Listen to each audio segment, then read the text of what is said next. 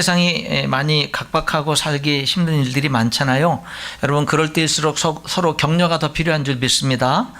이 시간에 그래서 아까 우리 사회 보실 때 인사하셨지만 한 번 더 인사하겠습니다. 옆에 분들에게 눈을 뚫어지게 보면서 메리 크리스마스 잘 오셨습니다. 하나님 함께 하십니다. 이렇게 인사하겠어요. 시작. 메리 크리스마스 잘 오셨습니다. 하나님이 함께 하십니다. 아멘. 네. 이 짧은 문장을 잘 못 외워서 그 사이에 버벅대신 분들이 있을 것 같아서 한 번 더 인사하도록 하겠습니다. 메리 크리스마스 잘 오셨습니다. 하나님이 함께 하십니다. 여러분, 이 문구를 제가 얼마나 고민하면서 선정한 문구인지 아십니까? 얼마나 시간을 많이 들여서. 여러분, 그러니까 다시 한 번 더 인사하겠습니다. 시작. 메리 크리스마스 잘 오셨습니다. 하나님이 함께 하십니다. 아멘. 네. 그래도 똑똑하셔서 빨리 잘 외우시고 인사를 하신 것 같습니다. 여러분, 크리스마스, 크라이스트, 예수 그리스도를 말하는 크라이스트라는 말, 라틴어로는 크리스투스라는 말과 마스, 미사, 예배, 마에세라고 하는 라틴어인데요. 그러니까 그 크리스마스라는 말은 두 단어가 합쳐진 건데 예수 그리스도께 예배한다 라는 그런 게 크리스마스라는 단어의 뜻이죠. 그럼 예수님은 12월 25일 날 태어나셨느냐? 아닙니다. 그럼 언제 태어나시냐? 몰라요. 네. 언제 태어나셨는지 모릅니다. 근데 그 누가복음 2장 7절 8절에 보니까 그때 예수님이 태어났을 때 바깥에서 밤에 목자들이 양떼를 치다가 예수님 경배하잖아요. 그래서 이스라엘의 목자들이 바깥에서 양을 칠 수 있는 그 시기로 이렇게 보니까 아마 9월이나 10월 정도일 거다라는 생각들을 많이 합니다. 고대 로마 나라는 많은 나라를 정복했죠. 이스라엘도 정복했습니다. 심지어는 인도까지 세력을 확장해 나갔죠. 로마 나라라고 하는 나라는 여러 신들을 섬기는, 많은 신들을 섬기는 다신교입니다. 그런데 기독교가 들어오다 보니까 다른 모든 신들은 다 잘못됐고 우상이고 하나님만이 참된 신이다, 유일신 사상을 강조하니까 부딪히죠. 갈등을 일으키고, 그래서 기독교를 핍박을 하게 됩니다. 100년, 200년, 300년 계속해서 기독교를 핍박하면서 사람들을 태워 죽이고 짐승에게 죽이고, 참 사람들을 참 그리스도인이라는 이유로 많은 사람들이 죽었습니다.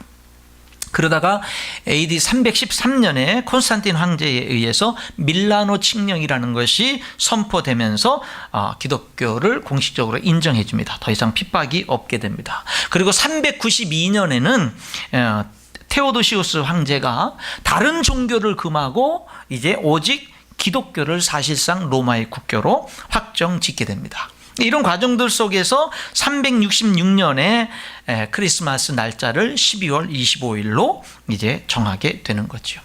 원래 이 12월 25일은 태양신을 숭배하는 날이었습니다. 그날이 이제 예수님이 탄생하신 날로 바뀐 거죠. 오랜 세월 동안 로마에서 내려온 풍습을 무시할 수 없어서 태양절을 참된 신이신 예수님의 탄생일로 바꿨다는 주장도 있고, 태양절을 예수님의 탄생일로 정함으로 인해서 로마 제국에 더 많은 복음을, 말씀을 전파하기 위한 뜻도 있었다라는 주장도 있습니다. 한 교수님은 로마 교회가 태양신을 기념하던 이교적 절기에 태양신이 아니고 우리 주님이 하나님이고 영적인 의미로 진정한 태양이시라는 것을 증언하면서 지키기 시작한 것이 크리스마스의 기원이 됐다라고 주장하기도 했고요.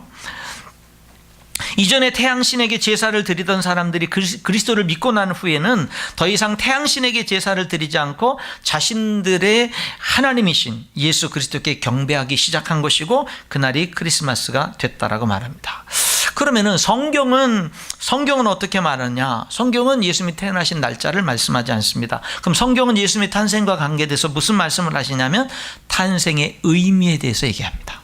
탄생의 의미, 그리고 우리를 위해서 구원자로 오신 예수님이 어떤 희생을 하시고 어떤 값을 지불하시고 십자가에 죽으시고 부활하셔서 어떻게 우리를 구원하실지, 예수님이 오신 목적, 이런 것들을 이야기를 하죠. 여러분, 성경이 예수님이 태어나신 날짜를 전혀 중요시 여기지 않고 그 의미와 목적을 중요시 여긴다고 한다면, 크리스마스 날짜가 12월 25일이냐 9월이냐 10월이냐 다른 날이냐라고 하는 것은 크게 중요하지 않게 여긴다라는 거죠. 다시 말하면 성탄절이 12월 25일이냐라고 하는 것은 본질적인 믿음이 아니라는 거예요. 우리들의 믿음에는 본질적인 믿음, 다르면 안 되고 다르면 이단이 되고 다르면 잘못되는 본질적인 믿음의 차원이 있고 비본질적인 믿음의 차원이 있습니다. 이럴 수도 있고 저럴 수도 있는 그런 영역들이 있는데 이 성탄절의 날짜는 본질적인 믿음과 관계된 건 아니라는 거죠. 그러면 어떻게 되는 거죠? 성탄절을 12월 25일에 지킬 수도 있고 다른 날짜에 지킬 수도 있는 거예요. 넌 왜 성탄절을 10월 달에 지키냐? 이렇게 비난할 이유가 없다라는 겁니다. 성탄절을 지킬 수도 있고 난 성탄절을 안 지킨다. 넌 왜 안 지키냐? 이렇게 얘기할 필요도 없다라고 하는 겁니다.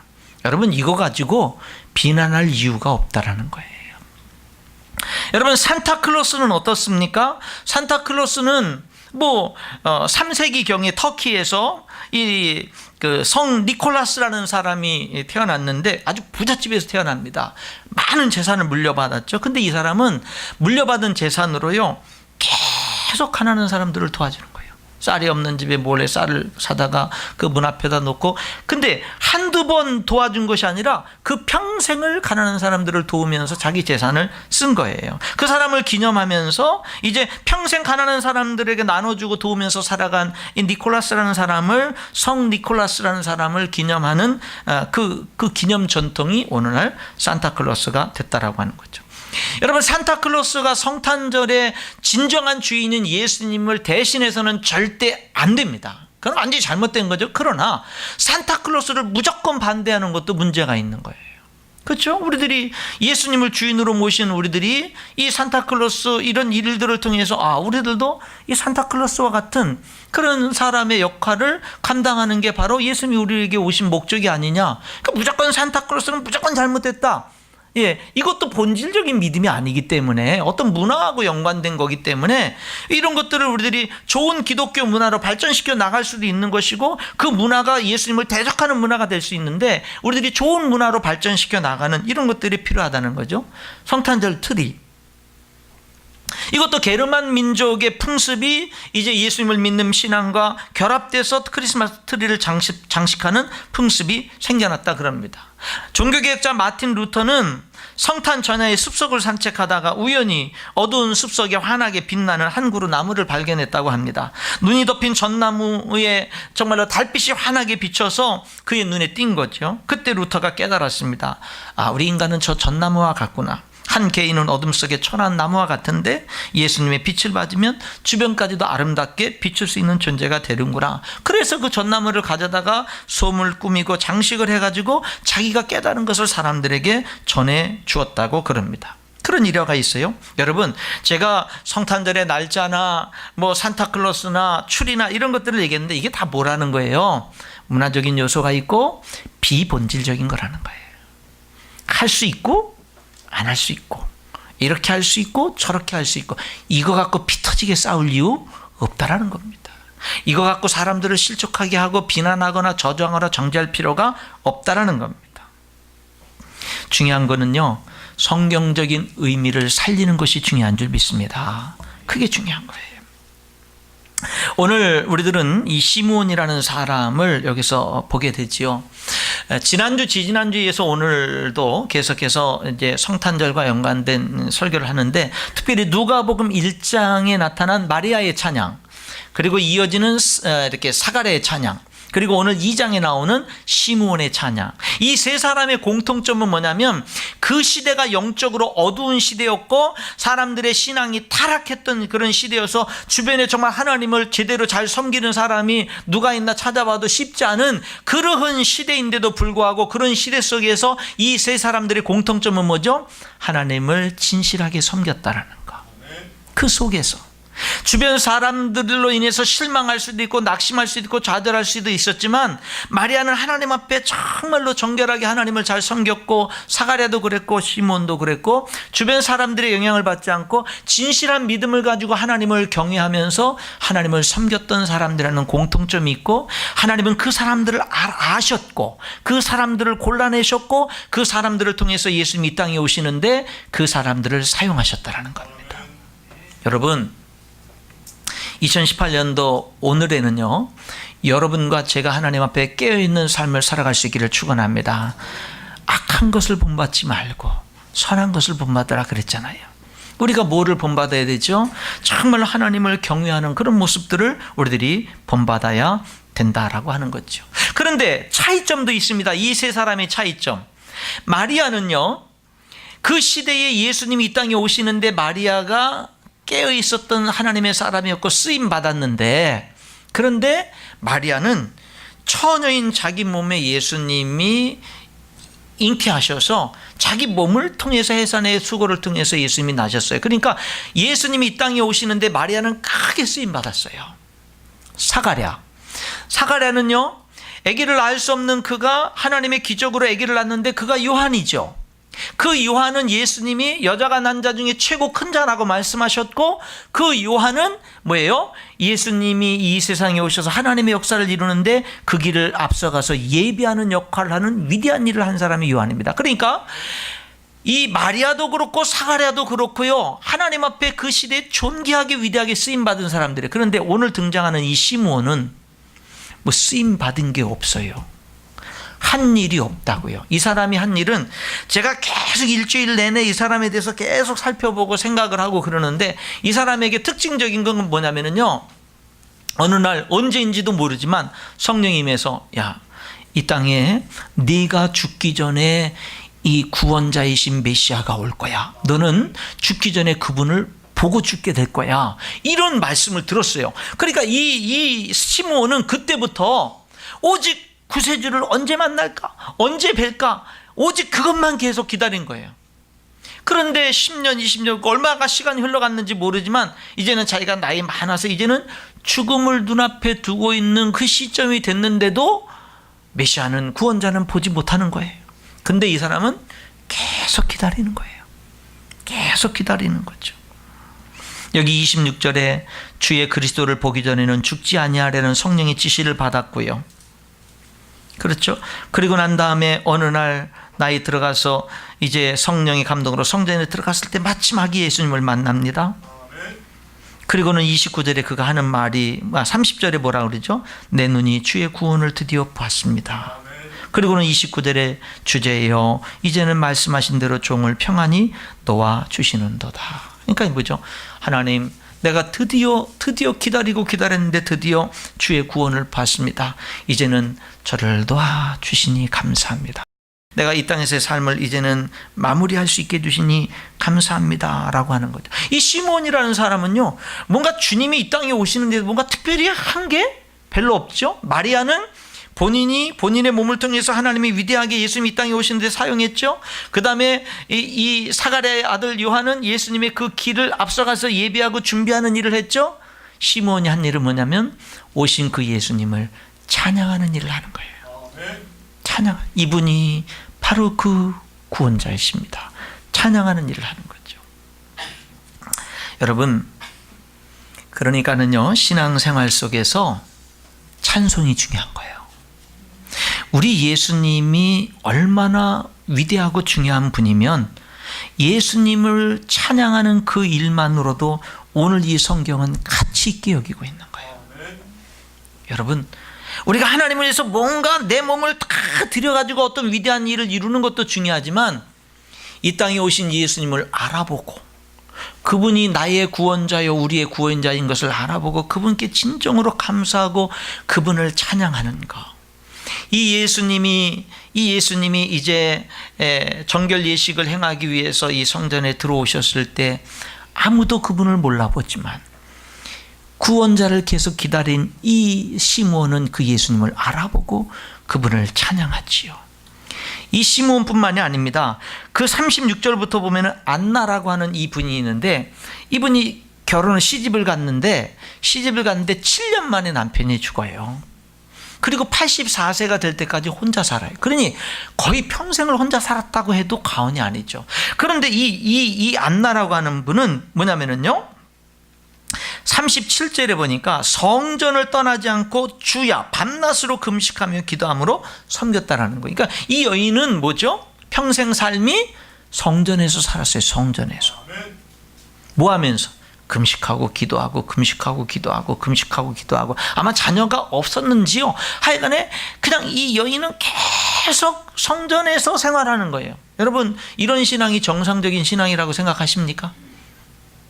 우리들은 흔히 이런 신앙은 잘못된 신앙이라고 생각합니다. 그러나 여러분, 하나님을 섬기는 길은 다양한 거예요. 이렇게 하나님께 영광 돌리는 길도 있는 거예요. 이렇게 여러분, 우리들은 내가 하나님께 영광 돌리는 그 방법만이 옳다고 생각하면 안 됩니다. 다르게 얼마든지 크신 하나님 앞에 영광을 돌릴 수 있는 길들은 너무나 다양한 거예요. 그러니까 우리들은 왜 너는 나처럼 안 하느냐, 이런 것이 아닙니다. 여러분, 모든 그 사람 마음속에 부족함과 연약함이 있어도 하나님을 사랑하고 하나님의 뜻대로 살려고 노력하는 그런 모습들을 존중히 여겨질 줄 아는 이런 게 중요한 거 아니겠어요? 마리아처럼 주의 여종이오니 주의 말씀대로 내게 이루어지기를 원합니다라고 위대한 헌신하는 경우도 있고요. 여기 시므온처럼요, 주님을 알아보고 주님을 찬양하는 것이 가치가 있는 경우도 있고요. 여기 안나 같은 경우는 뭐죠? 그냥 기도하는 거죠. 하나님 나라를 위해서, 하나님의 역사를 위해서 금식하고 기도하고 금식하고 기도하고. 여러분, 우리 교회 권사님들이 격주마다 수요일날 예배전에 모여서 기도하는데 그 기도가 여러분 가치 있는 것인 줄 믿습니다. 우리의 금요기도라든지 새벽기도라든지 기도의 모임들, 뭐 특별 기도라든지, 여러분 기도가 참 중요해요. 중요합니다. 여러분들은 얼마나 기도로 깨어 있으십니까? 교회를 위해서 얼마나 여러분들은 기도하십니까? 여러분들이 교회를 위해서 진심으로 기도하는 기도는 몇 점이나 될까요? 영적인 지도자를 위해서는 정말 얼마나 기도하십니까?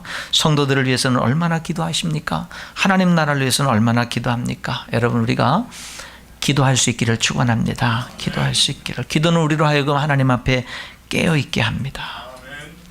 그 시대에 이 마리아나 뭐 이 사가랴나 아니면은 이 시므온이나 이 사람들을 보게 되면은 그 시대가 아무리 영적으로 어두웠어도 이 사람들은 공통점이 다 깨어 있었다라는 거죠. 깨어 있었다. 자기가 잘나서 깨어 있는 것도 아니고 많이 알아서 능력이 있어서 깨어 있는 게 아니라 이들이 깨어 있을 수 있었던 것은 하나님의 음성을 들었기 때문에, 성령의 역사가 있었기 때문에 그들은 깨어 있었지요. 우리도 깨어 있어야 됩니다. 이 시대에 깨어 있는 그리스도인들이 돼야 돼요. 시대의 흐름 속에 묻혀버리면 안 됩니다. 가시떨기에 떨어졌다는 것은 말씀을 들으나 세상의 염려와 재물의 유혹에 말씀이 막혀 결실하지 못하는 자요. 세상의 염려에 묻혀버리면 안 되고요. 물질의 유혹에 묻혀버리면 안 되고, 무엇을 먹을까, 무엇을 마실까, 무엇을 입을까에 묻혀버리면 안 됩니다. 예수님은 마태복음 7장에서 좁은 문으로 들어가라 그랬어요. 멸망으로 인도하는 문은 크고 그 길이 넓어서 그리로 들어가는 자가 많고, 생명으로 인도하는 문은 좁고 길이 협착하여 찾는 자가 적으니라. 우리들의 인생의 앞에요, 넓은 문이 있고 넓은 길이 있습니다. 많은 사람들이 가는 길이 있어요. 그런데 멸망으로, 그 목적지가 멸망이에요.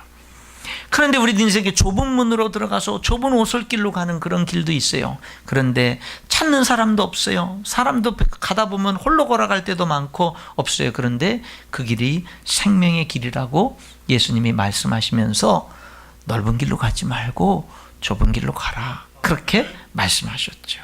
무슨 말이죠? 깨어있는 삶을 살라고 말씀하시는 겁니다. 여러분, 이 시므온을 보면서 느껴지는 게 뭐냐면, 하나님을 위해서 어떤 위대한 일을 하는 것도 중요하지만 그 전에 중요한 게 뭐냐면, 내가 예수님을 진실하게 믿는 게 중요하구나. 내가 예수님 앞에 참된 믿음을 갖는 게 중요하고 하나님의 사람으로 서는 게 중요한 거구나. 하나님께 순종하는 사람이 되는 게 그게 우선이구나 라는 그런 깨달음을 이 시므온이 갖게 하는 겁니다. 여러분, 또한 내가 하나님을 개인적으로 찬양하는 것도 중요합니다. 찬양하는 것 자체가 중요하죠. 예수님이 예루살렘 성을 나귀를 타고 입성할 때 제자들과 많은 사람들은 호산나 찬송하리로다, 주의 이름으로 오시는 왕이여, 하늘에는 평화요 지극히 높은 곳에는 영광이로다 찬양을 하니까 바리새인들이 책망하십시오 그렇게 얘기했어요. 그러니까 예수님이 만일 이 사람들이 침묵하면 돌들이 소리 지를 것이다 이렇게 얘기를 했습니다. 여러분, 찬송하는 삶, 여러분이 힘들 때, 힘든 상황 속에서 찬송하는 그 찬송을 하나님이 영광스럽게 받으신다는 거예요.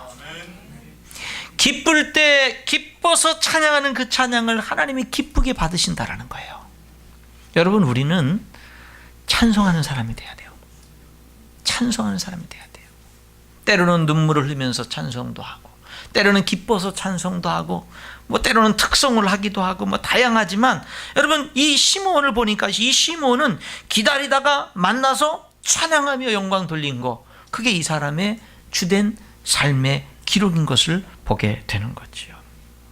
시므온의 특징 가운데 하나는 기다림입니다. 죽을 때까지 기다렸죠. 죽을 때, 그 기다렸는데 도대체 이 기다림이 이루어지지 않는 거예요. 주님은 말씀하셨는데. 그런데 자기는 이 세상을 떠날 날이 가까우고 기력이 쇠해지고 죽음이 눈앞에 다가왔는데, 메시아는 자기가 죽기 전에 보여주겠다고 하신 메시아는 보지 못하고, 그런데 어느 날 성령의 인도하심으로, 글쎄요, 성전에 들어가서 기도하고 싶어서 했는지 갔는데 마침 그때 정결 예식을 하러 오신 예수님을 그곳에서 만나고 그분을 알아보고 예수님의 구원을 찬양하는 그런 모습을 보게 되는 거죠. 죽을 때까지 시므온에게 중요했던 것은 기다림이었어요. 기다림. 이 시므온에게 믿음으로 기다리는 것은, 하나님의 말씀을 붙들고 기다리는 것은 너무나 중요한 것이었고 큰 일이었습니다. 여러분, 믿음은 기다림이 있습니다. 기다림에 실패함으로 믿음에 실패할 수도 있습니다. 기다리는 거예요. 어떻게 기다리죠? 말씀을 붙들고 기다리는 거예요. 기도하며 기다리는 거예요. 살아계신 하나님을 믿고 신뢰하면서 기다리는 거예요. 그분이 나를 사랑하심을 믿어 의심치 않고 기다리는 거예요. 그분은 능치 못함이 없는 전능하신 분인 것을 믿고 기다리는 거예요. 여러분, 이 시므온은요, 죽을 때까지 기다렸습니다. 여러분은 지금 하나님 앞에 무엇을 기다리십니까? 여러분은 지금 하나님 앞에 무슨 기도를 하면서 하나님 앞에 무엇을 기다리십니까? 여러분들은 하나님 앞에 어떤 소원을 아뢰면서 지금 무슨 기다림을 가지고 계십니까? 여러분, 말씀을 붙들고 하나님을 신뢰하면서 더 기다릴 수 있고 계속 기다릴 수 있는 은혜가 임할 수 있기를 축원합니다. 이 시므온은 죽을 때까지 기다렸는데 결국 이루어졌어요. 그리고 찬양하는 겁니다. 그런데 우리들이 기다릴 때는요, 그냥 무조건 하나님은 아무 말씀도 안 했는데 하나님이 나에게 이런 축복을 주실 줄 믿습니다, 이제 제가 기다리겠습니다, 이게 아닙니다. 여러분, 시므온이 기다린 것은요, 성령이 그렇게 말씀하셨기 때문에 기다린 거예요. 하나님이 너는 죽기 전에 구원자이신 메시아를 볼 거야 라고 말씀하셨기 때문에 그 말씀을 붙들고 기다린 거예요. 여러분, 우리들에게 이것이 진짜 중요한 겁니다. 뭐죠? 그냥 기다리는 게 아니라 말씀을 붙들고 기다리는 거예요. 말씀을 붙들고 기다리는 거. 참된 믿음은, 하나님은 말씀하지도 않았는데 자기 생각대로 이렇게 해주실 줄 믿습니다, 여러분, 그게 참된 믿음이 아니라 하나님이 말씀하셨기 때문에 믿음이 생기고, 하나님이 말씀하셨기 때문에 그 하나님이 말씀하신 것을 이루실 줄 믿고 기다리는 거, 이게 참된 믿음의 모습인 줄 믿습니다. 말씀이 먼저 주어지고 성령의 역사가 먼저 있고 그것이 내게 임해서 내가 그것을 믿음으로 붙들고 따라 나아가는 거. 그래서 믿습니다보다 더 중요한 것은 뭐냐면 믿어지는 거예요. 믿어지는 거예요. 믿습니다는 하나님이 나에게 말 안 했는데도 내가 그냥 이렇게 해주실 믿습니다라고 나갈 수 있지만, 믿어지는 거는 하나님이 나에게 이렇게 하실 것이다라는 말씀을 하셨는데 그게 믿어지는 거예요. 믿어지는 거예요. 여러분에게 믿어지는 은혜가 임할 수 있기를 축원합니다. 믿어지는 은혜, 믿어지는 은혜. 여러분, 우리가요, 기다림을 통해서 응답받는 줄 믿습니다. 기다림을 통해서 승리하는 줄 믿습니다. 기다림을 통해서 좋은 일이 이루어져요. 근데 이 기다림은 내가 잘나서 기다리는 게 아니라 성령 충만할 때 기다릴 수 있는 거예요. 성령 충만하면 기다림이 힘들지 않습니다. 즐겁습니다. 기대감이 있습니다. 근데 성령 충만하지 않으면 기다리는 게 너무 힘들고 고통스러운 겁니다. 신앙생활이 어떤 사람은 재미있는데 어떤 사람은 너무 힘이 들고 어려워요.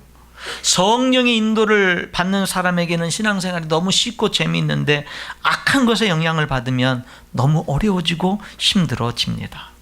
고린도전서 12장 3절에 하나님의 영으로 말하는 자는 누구든지 예수를 저주할 자라 하지 않냐고, 또 성령으로 누구든지 예수를 주시라 할 수 없느니라. 여러분, 성령의 역사가 아니고는 예수님을 주님이라고 고백할 수 없다라는 거예요.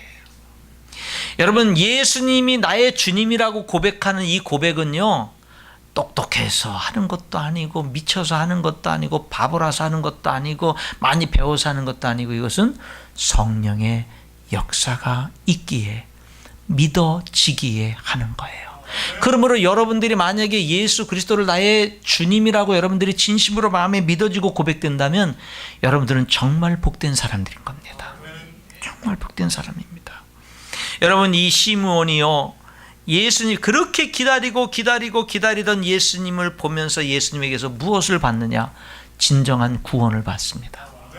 진정. 그래서 이 시므온이 예수님을 찬양할 때 29절 3절, 주제여 이제는 말씀하신 대로 종을 평안히 놓아주시는도다. 내 눈이 주의 구원을 보았습니다. 내 눈이 주의 구원을 보았습니다. 달을 가리키는 손가락 보지 말고 손가락이 가리키는 달을 보라는 말이 있죠. 교회에 오셔서 사람들, 어떤 일들, 이런 것들보다 하나님을 볼 수 있어야 되고 하나님이 크게 보여야 됩니다. 지난 여러 달 동안의 수요 예배 때 주님 영광을 보여주소서라는 그런 교제를 가지고 예배하면서 하나님의 말씀을 들었어요. 여러분, 우리가 예배 드리면서 교회 생활하면서 하나님의 영광을 보느냐 안 보느냐는 너무나 중요한 겁니다. 자, 몇 가지 한번 예를 들어 볼게요. 요한복음 2장에 예수님이 갈릴리 가나의 혼인잔치집에 초대를 받아 갔습니다. 근데 이 집에 문제가 생겼습니다. 일주일 동안 잔치가 벌어지는데 중간에 포도주가 떨어진 겁니다.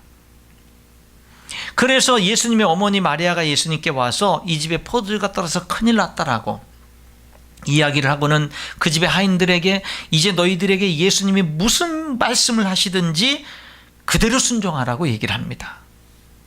하인들이 예수님 앞에 왔습니다. 우리 뭐 할까요? 예수님 말씀하십니다. 이 집에 항아리에다가 물을 길어다가 가득 항아리 있는 항아리에다 다 채워라.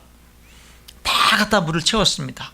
이제 그 물을 포도주를 기다리고 있는 연회장에게 포도주 여기 있습니다. 그리고 갖다 줘라 그랬습니다. 그대로 순종했습니다. 연회장이 포도주를 받아봤을 때는 그것이 물이 포도주로 변해 있었습니다. 이 기적을 베풀었어요. 사람들은요, 포도주가 떨어졌다가 포도주가 예수님에서 갑작스럽게 포도주가 생기는 기적들을 체험했고, 그 혼인잔치집은 그 어떤 슬픔으로 변할 수밖에 없었던 그 집이 다시금 더 큰 기쁨으로 바뀌었습니다. 사람들은요, 예수님을 통해서 기적을 체험했습니다. 그 놀라운 기적을 체험했습니다. 그런데요, 그 기적을 통해서 예수님이 구세주여 전능하신 하나님이라고 하는 하나님의 영광을 본 사람들은 많지 않았습니다. 그 기사의 마지막인 요한복음 2장 11절은 이렇게 기록합니다. 예수께서 이 첫 표적을 갈릴리 가나에서 행하여 그의 영광을 나타내심에 제자들이 그를 믿으니라. 이 제자들은요, 그 물이 포도주가 되는 이 기적을 통해서 제자들은 뭘 본 거죠?